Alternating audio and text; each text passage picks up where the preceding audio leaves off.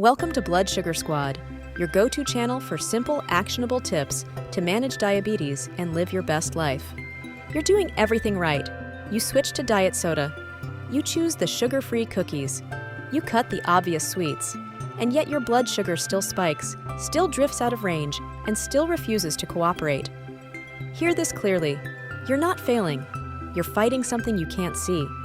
Today, we're exposing the myth that sugar-free means safe for your numbers. It doesn't.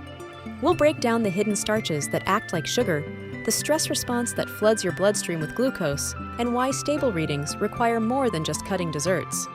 Segment 1. The sugar-free trap, when labels lie. Let's start in the grocery store, where the deception begins. You see a package boldly proclaiming sugar-free or no added sugar. Your brain registers, safe. But your body is about to receive a very different message. Here's the physiological truth. Your body doesn't just convert sugar into glucose. It converts carbohydrates. And many sugar-free products are packed with refined carbohydrates that hit your bloodstream almost as fast as table sugar. Take a sugar-free cookie, for example. It might use maltodextrin for texture, a starch derived from corn, rice, or potato that has a glycemic index higher than table sugar. Maltodextrin can spike blood sugar faster than sucrose itself. Or it might contain white flour, which your digestive system rapidly breaks down into glucose molecules. This is the hidden misconception.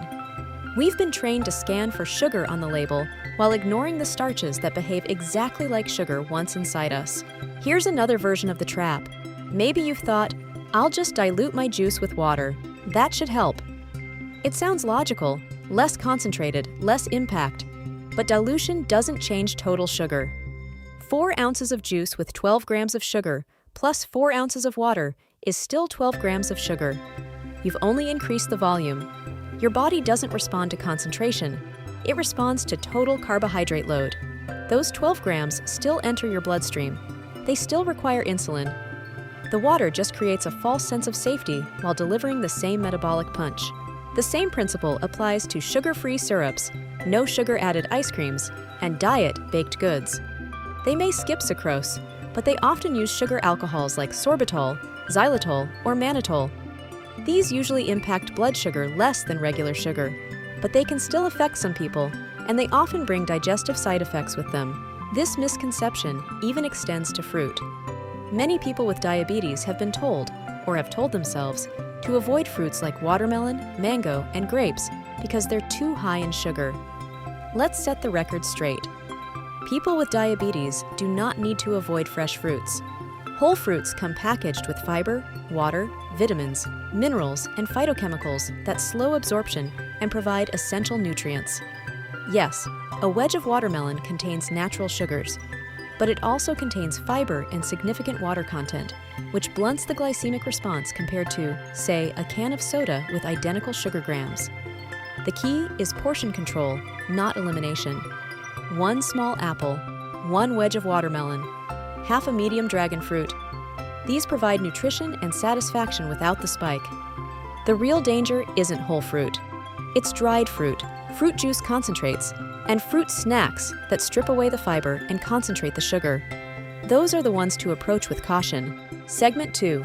The stress spike, when your body betrays you. Now we leave the grocery store and go somewhere far more personal, inside your own body. Because the second hidden misconception holding your blood sugar hostage isn't about what you eat. It's about how you feel.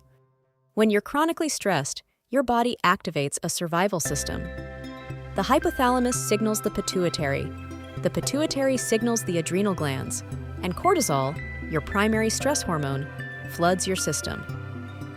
Cortisol has one mission: prepare you for threat. It tells your liver, release glucose, we need energy.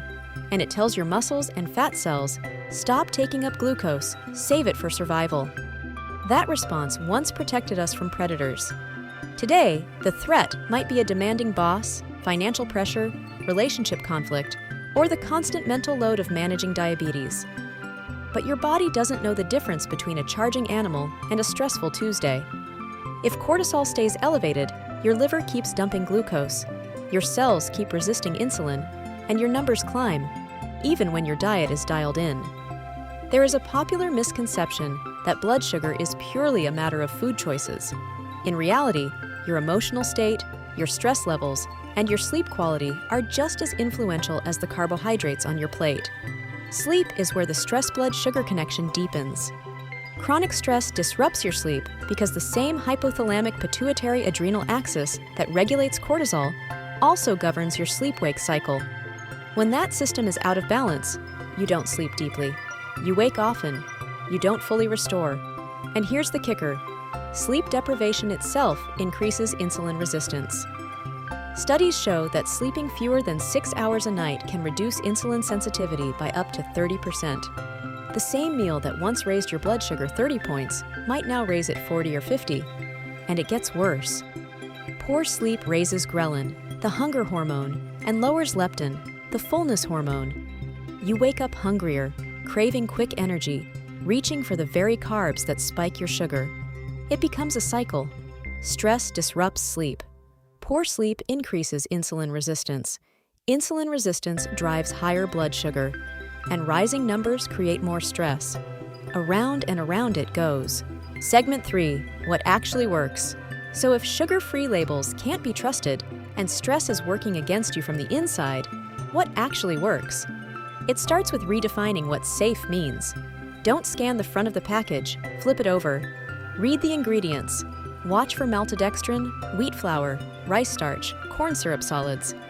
These hidden starches spike blood sugar while pretending to be harmless. Better yet, shift away from foods that need labels at all. Build your meals around vegetables, lean proteins, healthy fats, and whole fruits in appropriate portions. The American Diabetes Association no longer sets one-size-fits-all carbohydrate targets because responses vary. But the guidance is clear. Get carbohydrates from vegetables, whole grains, legumes, and fruit, not from processed sugar-free products. The second part of the reassessment is treating stress as seriously as you treat carbohydrates. If you're doing everything right with food, but your numbers won't budge, stress must be on your radar. Start by simply noticing. When you see an unexpected high, ask yourself, was I stressed in the hours before this? Did I sleep poorly? Was there an argument, a deadline, a worry I couldn't shake? These are not excuses, they're data points. Then, build stress management into your diabetes care plan. Not as an afterthought, but as a core strategy. This might mean daily breathing exercises like the 4-7-8 technique, which can lower cortisol by measurable amounts. Regular movement that you enjoy, not just exercise you endure. Walking, swimming, yoga. All of these use non-insulin pathways to move glucose into muscles, bypassing resistance. Prioritizing sleep as a non-negotiable. 7 to 8 hours, consistent bedtime, no screens before sleep. Talking to someone, a friend, a therapist, a support group. Chronic stress thrives in isolation. Here's what makes this actionable. Continuous glucose monitoring, or even simple pattern tracking, reveals connections you'd otherwise miss. When you review your data over days and weeks, patterns emerge. A stressful Monday? Higher numbers, but with the same breakfast. A sleepless night? A bigger lunch spike. That's not failure, that's feedback. The goal isn't to eliminate stress. That's unrealistic. The goal is to recognize when it's influencing your numbers and to build buffers. A 10-minute walk after a tense meeting. A protein-forward breakfast on chaotic days.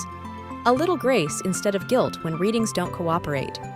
Just as understanding hidden stressors is key to blood sugar control, understanding your relationship with food is key to sustainable management. We've created a free mindful eating guide for the Blood Sugar Squad community. It walks you through simple, practical steps to recognize true hunger, reduce cravings, and eat with more control, without strict dieting or perfection. To download your free copy, just scan the QR code on screen or use the link in the description below. Segment 4, Final Thoughts. So let's bring it full circle. The sugar-free blood sugar trap isn't just about labels. It's the belief that if you avoid obvious sugar, your numbers should behave. But hidden starches, chronic stress, and poor sleep can drive your blood sugar just as powerfully, sometimes more powerfully, than the sugar you can taste. When it comes to sugar-free foods, read the ingredients, not just the front label. Take stress seriously. Protect your sleep like it's medication, because in many ways it is. And when your numbers don't make sense based on food alone, look beyond your plate. The answers are often there. What are your thoughts? Comment below, and please share this video with someone who needs it. Until next time, stay strong, stay sweet, but not too sweet, and keep thriving with the Blood Sugar Squad.